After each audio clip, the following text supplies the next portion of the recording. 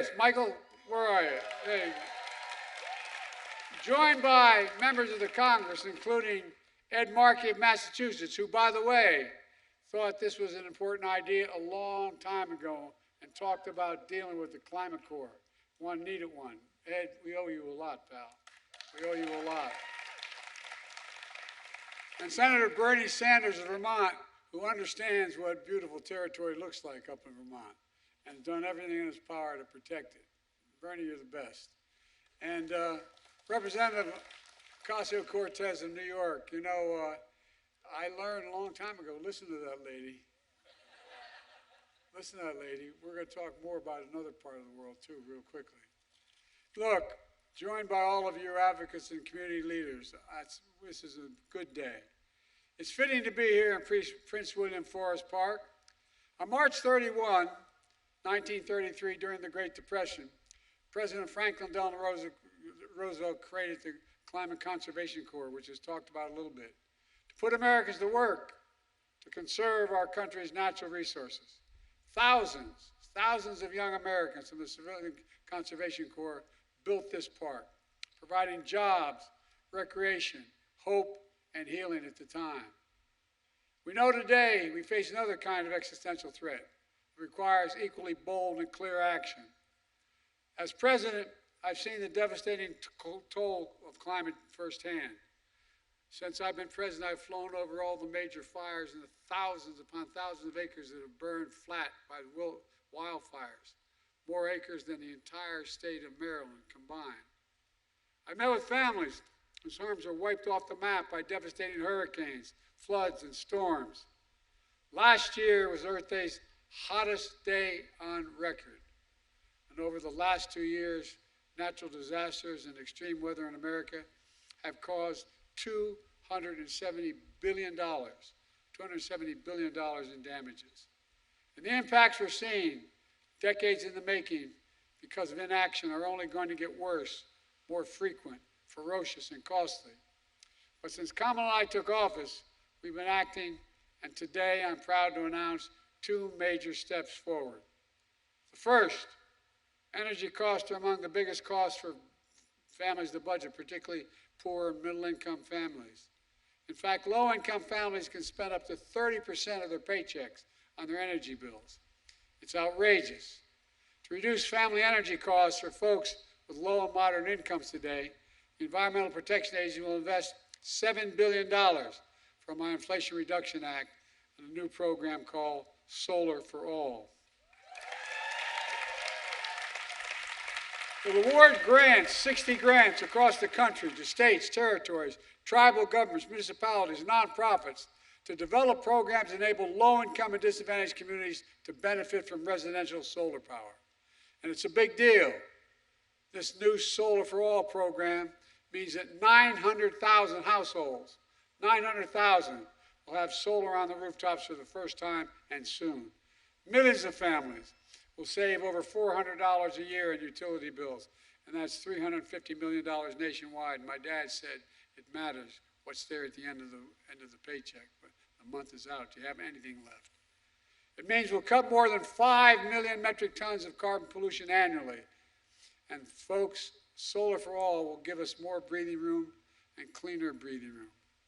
It's going to also create 200,000 good-paying and union jobs over the 5 years in communities that need it most, fence line communities. You know, as I always say, I think about climate. When I think about it, I think not only about health and safety, but I think about jobs. And that brings me to my second announcement. Last fall, I talked about a historic new program that my administration was launching with the help of my colleagues on my right here, called the American Climate Corps.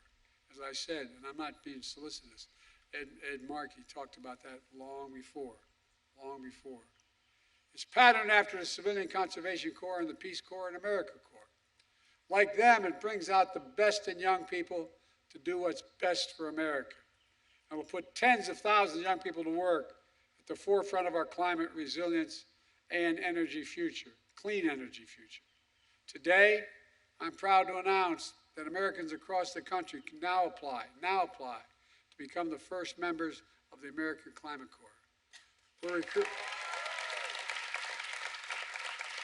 recruiting for over 2,000 positions in 36 states to start with in Washington, D.C., Puerto Rico, with many on the way. Just go to Climate Corps, as mentioned already, climatecorps.gov to apply. You'll get paid to fight climate change, learning how to install those solar panels, fight wildfires, rebuild wetlands, weatherize homes, and so much more that's going to protect the environment and build a clean energy economy. To ensure a pathway to good union jobs and careers, you'll have access to free apprenticeship training through a new partnership we're announcing today with the North American Building Trade Unions. And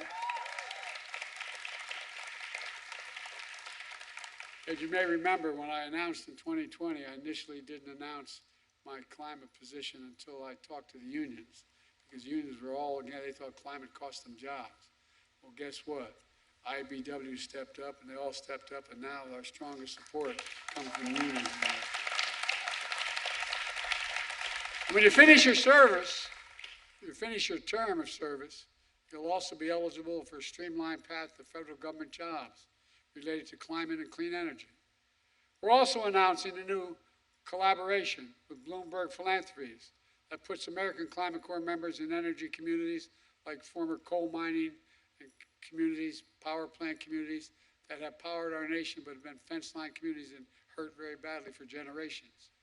Today's announcement builds upon an unprecedented historic action we've already taken to tackle the climate crisis, deliver environmental justice, and build a clean energy future.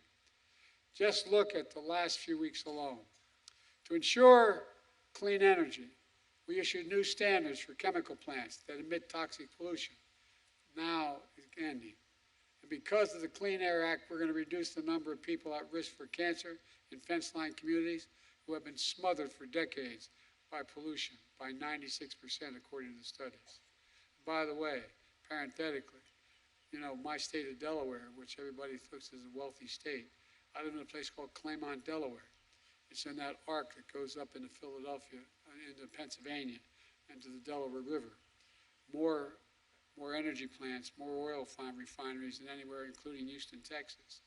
And I lived in just literally, the school I went to was literally a quarter mile from that border. And the prevailing winds were southeast, where we lived. So there was never any incentive for the Pennsylvanians to move to do something, but it affected Delaware. And we had the highest cancer rate in the 1970s of any nation, any state in the nation. And guess what? A lot of us, from me included, ended up with bronchial asthma and many other diseases. Fence line communities are the ones we have to help first because they've been taking the brunt of all of this. To ensure clean drinking water, we issued the first ever national drinking water standard that will protect people from exposure to harmful substances known as forever chemicals. And after 30 years of inadequate protections, we finally are going to put a ban on asbestos, which we know causes cancer.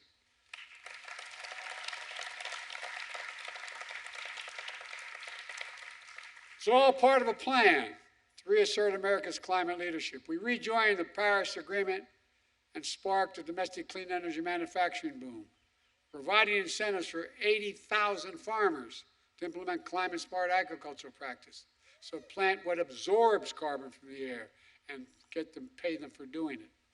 We've quadrupled the number of electric vehicles sold, and 11,000 dealerships have now signed up to sell more. We're modernizing infrastructure with better roads and highways, energy grids, and more, so they can withstand and recover from extreme weather. Already underway, we're replacing every single lead pipe in America so everyone can turn on a faucet, home or at school, and drink clean water that doesn't contain lead.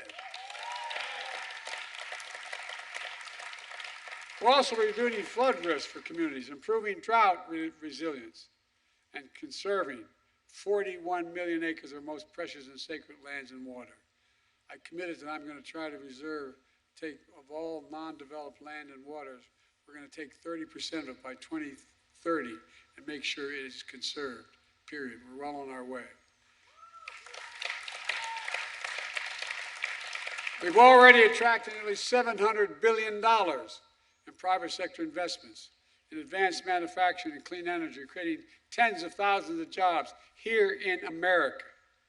And all across the board, we're lifting up communities and workers too often left out in urban, rural, suburban, tribal communities all across the country. But folks, despite the overwhelming devastation in red and blue states, there's still those who deny climate is in crisis.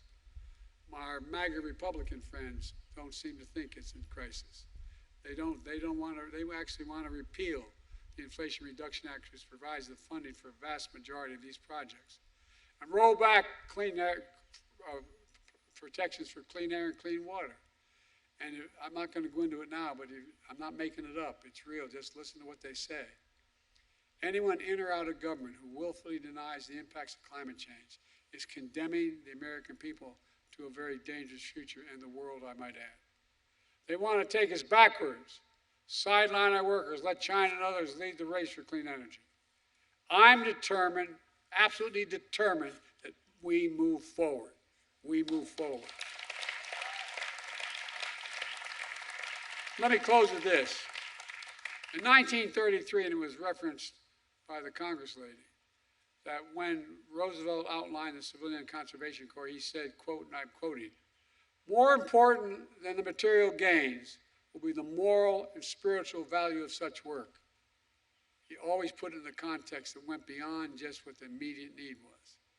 I'd say the same holds true for what we're doing here today. It has a moral imperative. And I've never been more optimistic about America's future. We just have to remember who we are. We're the United States of America. And there's nothing beyond our capacity. We work together. So happy Earth Day, folks. And God bless you all, and may God protect our troops. We're going to get this done, I promise you, come hell or high water. Thank you, thank you, thank you. Come on.